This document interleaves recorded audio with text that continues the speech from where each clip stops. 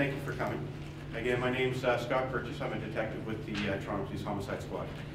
We're prepared to give you an update, the public an update with regards to Homicide 6 for 2012 that occurred last Friday, the 27th of January. On that day at approximately 6:35 p.m., Toronto Police received an emergency call to the area of Chesley Avenue and Brock Avenue, which is in now 11 Division. It's right in behind Dufferin Mall. This call was from a resident from the area who was reporting a body found in an alley in that location. 11 Division responded, as well as Toronto Fire and Toronto EMS, and they found a adult female in the alley who was suffering from a gunshot wound to the head.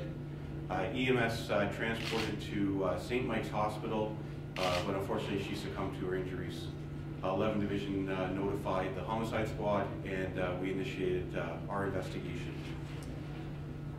The deceased, or victim, has been identified as Andrene Graham, and her first name is spelled A-N-D-R-E-N-E, and surname of Graham, G-R-A-H-A-M. She is 40 years of age, and she is a resident of Toronto. Early in the investigation, we learned that Andrene Graham was involved in a 3-year relationship with a man by the name of Paul Michael Black, and he's 41 years old. That relationship ended in July 2011. Police also learned that Paul Black was charged with domestic-related criminal offenses, in which Andrene Graham was the complainant, and those charges were before the courts. We made attempts to locate Mr. Black as a person of interest in this investigation, to make inquiries about his whereabouts, and we were actually in the midst of speaking to his family members and people whom he knew, but we were not able to locate him. Our first call, or in the early morning hours of January 28, 2012, we received a phone call from York Regional Police, and they informed us that Paul Black had interacted with members of the York Regional Police Service in the area of Yonge Street and Major Mackenzie Drive, and during that interaction, Mr. Paul Black suffered from a gunshot wound, and he succumbed to his injuries at Sunnybrook Hospital after being transported there. As a result of those events, the Special Investigations Unit initiated an investigation and took over that aspect of the event. The SIU has invoked their mandate, and as such, the SIU has issued a press release with regards to their investigations. I can't go into that aspect of the investigation.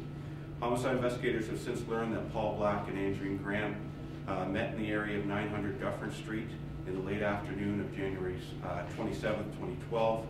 It's unclear who initiated that meeting, and while they met, the two of them ended up in the rear of the address on Chesley Drive at approximately 6:30. It was there that Paul Black had shot Andrene Graham and causing her death. Paul Black fled the scene and was not located until his contact with the York Regional Police. There are no other suspects being sought for this crime. And that concludes the information. Any questions? Any questions? Are you able to say that they remain in contact then from the time they broke up last summer until Friday? I can't say that. Okay. Is they had kids together or anything like that? Or? I'm not going to get into their relationship. Just that they had a previous relationship that had dissolved, and that there was a criminal case that involved the two of them. Since their breakup, has Mr. Black had any domestic occurrences with any other victims or any other complainants? No. When you say Mr. Black interacted with the York Regional Police, I can't go into that at all. I can't speak to anything that happened at York Region. That's under the umbrella of the SIU investigation. If you're looking for information with regards to that, you'll have to reach out to them. Was there a restraining order, any sort of court order at all in effect? There was a recognizance that was in effect as a result of the criminal charges. Can you tell us any more at all about the victim? You spoke to her family, I assume? Yes, we've been in close contact with her family.